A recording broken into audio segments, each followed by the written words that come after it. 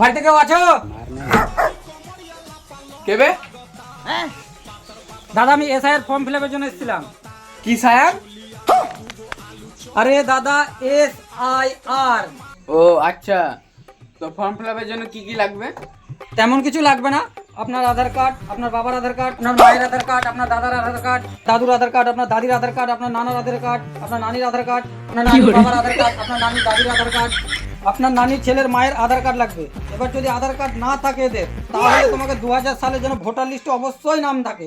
আর যদি 2000 সালে ভোটার লিস্টে নাম না থাকে, তাহলে তার নানার, তার মায়ের, তার দাদির যে দলিল আছে 1945 সালের, সেই দলিলটা লাগবে।